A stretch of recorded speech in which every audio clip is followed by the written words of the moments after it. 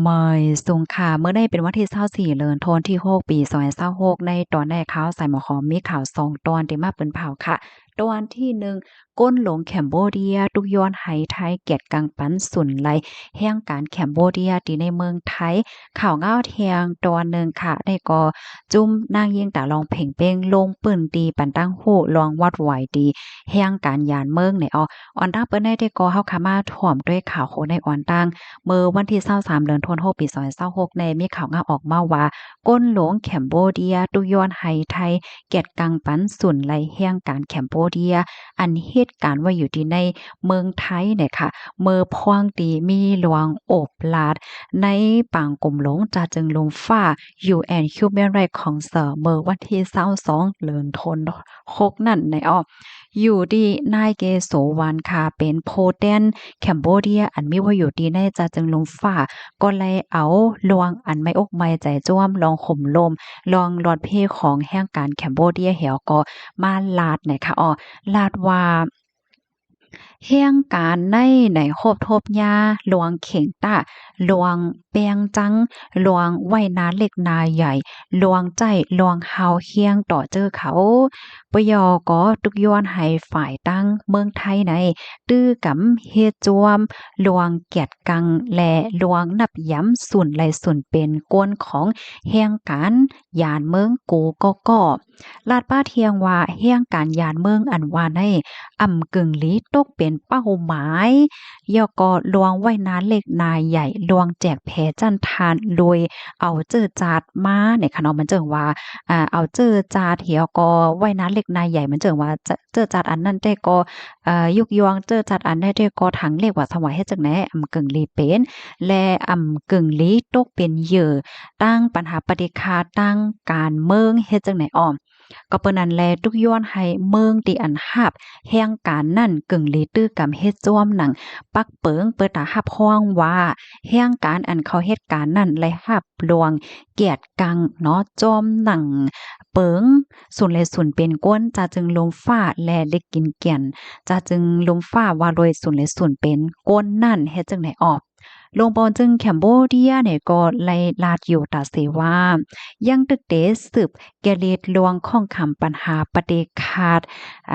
เอาตั้งฝ่ายพ้องต่างและตั้งหมายมีเสียก็คับเคืองกว่าเฮ็ดจังไหนฝ่ายหนึ่งก็ไว้นักปักใจลวงข่มลมลวงลอดเพและกุ่งสิขาลวงเป็นก้นของแห่งการแคมโบเดียอันเหตุการณ์ว่าอยู่ที่ในเมืองไทยในคอมมอนตอนในคาลิเปมาที่ห้องการข่าว CH3 ต่างไว้นะคะ พี่น้องเฮาเขาถ่อมข่าวเงาโคแนวหันเทินจังหือพองค่ะก็ปันได้หันถึงมาไล่เนี่ยค่ะเนาะเพราะว่าจาดปานแห่งการยานเมืองพ่องย่ามาเหลียวในเป็นไว้จังหืออยู่ในพี่น้องเฮาเขาเจออันมีโตโทบอันนั้นก็อยู่ไว้ในยิงแค้นติคู่หลีค่ะเนาะเป็นหือพองค่ะใครในกันไล่เนี่ยค่ะเนาะก้นลงแคมโบเดียเขาได้ก็ออกมาลาดยาวนั่นน่ะเนาะ แคบหางอันพี่น้องค่ะหันอยู่เมื่อเหลียวในเป็นแคบหางพี่น้องแคมโบเดียออนกันปอกเมืองเมื่อป่นมาในค่ะเนาะข้าเฮาเนี่ยก็เอามาแหนกึกกับจอมเฮ็ดจังไหน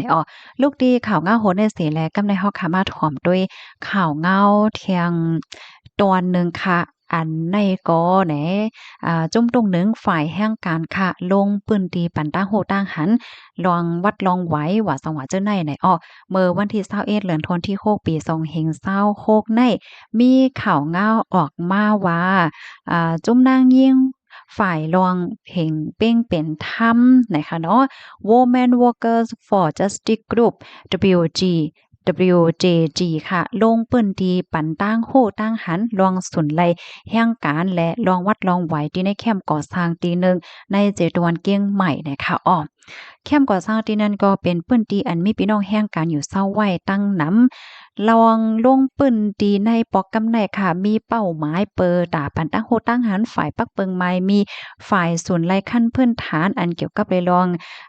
แห่งการยิงยานเมืองโฮมป้าถึงสร้างรองป่องใจเข้าใจเกี่ยวกับรวยรวงวัดไว้ว่าลองส่วนและส่วนเป็นของโตเจ้าเก่าว่าสังหวะเจ้าในเนี่ยอันเป็นโตแต้นจุ้ม W เจจีลาดว่าแห่งการยิ่งหลายๆก็ยังหัดลาดลวงข้องคำตีอันโตเจ้าเก่าโฮบทบยามังก็ถูกย่าขินเล็กเด็กเต็งในตีเหตุการณ์มังก็เข้าใจสุนไลโตเจ้าเก่าอันกึ่งไลหาบเย่าก็เจอเขานั่นไหนเลิกดิเก็บปัญหาลวงข้องคำในไหวย้อนว่าโกว่าแต่มีพรตุ่มยอนนั้นก็โคว่าดีกว่ากือกลมดีผู้ไหลไผเฮ็ดจังไหนคะอ๋อกำนั้นแลจังเข้าใจสร้างเปิ้นตีอันลอดเพดอนตาเจอเขาหาบถ่อมเสียงกลางใจเจอเขาแลเฮียนคู่คมกันน่ะเนาะเป็นไปแลกลายกันไหนอ๋อเสียวก็ครบทบหันว่าลวงข้องคำอันลำลวงหนึ่งได้ก็เป็นลองขาดข้อมูลข่าวสารเกี่ยวกับไปลองส่วนไหลของโตเจ้าเก่าค่ะเปิงลมมันได้ก็นางยิ่งตีอันการก่อโหลเฮ็ดทำโหลล่มลาวก้นในนาหอต่อเฮิรนเฮ็ดจังได๋คะเฮ็ดให้จื้อเขานั้นมีตื้อต้างเข้าถึงข้อมูลฝ่ายปักเปิงว่าสังหวาเจ้านายเฮ็ดไหนอ้อลาเทียงว่ามีหมางนาหอต่อเฮิรนค่ะเนาะก็ย้อนตั้งจอยเถียมย้อนก็เพราะว่าลูกเขานั่นเฮียนลิกเนี่ยก็เตเย้าๆก้อยกะว่าไปมีวัดไหวอีสังพ่อแม่เด้ก็ไลมุงมองว่าแต่ไลไหวไทยว่าสังว่าเฮ็ดจังได๋กำเหลียวเนาะก้อยกะว่าติเอมันได้ก็ให้ลูกเนี่ยมีหมายโต13โตเพราะว่ามีเพิ่นเล็กเพิ่นหลายมีวัดมีไหวในก็มันจังยืนยันตัวตนค่ะเนาะเปิดตาจ้างเอากว่าสืบเห็นต่อ5อันนั้นก็กว่าต่างยืนเหตุการณ์ในอนาคตเฮ็ดจังได๋อ้ออันลีไม่อกไม่ใจหนาในได้ก็เป็นอนาคตของโลกเนี่ยค่ะว่าค่าให้เจอเขานั้นไลเฮียนลีกต่อป้อเย้ามีวัดไหวกึกโตเปิดจางกว่าเฮ็นต่อย่อก็เหตุการณ์ว่าสังว่าเฮ็ดจังไหนเนี่ยค่ะอันเขาไม่ใจนะได้ก็เป็นรองตั้งเจอในเหย้าเนี่ยค่ะอ้อข้อมูลตอนในข่าวเนี่ยก็เลยปึงอิงเอามาดีของการข่าวสำนักข่าวชายขอบต่างไว้ว่าเฮ็ดจังได๋ค่ะในก็เป็นรองแห่งการในคะเนาะรองวัดรองไว้ว่าสังว่าเจ้านายเฮ็ดไหนคะอ๋อพี่น้องเฮาค่ะถ่อมข่าวง้าวเหย้าหันเถินจังหือพองข้อไหลตอนไหลที่ว่ามันแตกแรงเลยจังได๋คะเนาะก็ต้องถามว่าไหลอันนั้นก็เพิ่มเติมข้อมูลมาไหลค่ะเพราะว่าเฮาค่ะมาด้วยภาวะจัดปานพี่น้องแห่งการพ้องยามมื้อเหลียวได้แต่ก็จึงหนังเฮาหันข่าวง้าวกูมือกูวันอันออกมานั่นยาวค่ะเนาะพี่น้องแห่งการมาเจอก็มีลองไม่อกไม่ใจเนาะตอนตาวัดไหวลุกลางว่าสังว่าเฮ็ดจังได๋ เฮียวก็เมื่อเหลียวลองวัดไหวหลวนได้ค่ะนะดังปอตอนเก้งไห้เนี่ยเพิ่นก็มีลองแข็งๆทัดจังแหนเนาะบางก็ว่าลูกอ่อนเขานั้นเฮียนจะเหมือนเลขดอกปอก็ใหญ่ก็ไปมีหมายโตจังไหนก็หั้มมีเฮ็ดให้ค่ะได้นะอ้อกำนันแลเมื่อเหลียวในโตเจ้าเก่าก็แลสังลูกล่างโตเจ้าเก่าก็แลสังเนาะมีวัดไหวอีหังไว้อยู่เนี่ยก็อย่าลืมติดตามถอมข่าวถอมข่าวแลติดตามด้วยลองคืบหน้าลองอัปเดตวัดไหวโตเจ้าเก่าอยู่ตัดสิหั่งไผมันเสกำไหนค่ะอ้อ ยินจมกุกก็ที่รับถอมปันแห้งค่ะมอยทรงค่ะ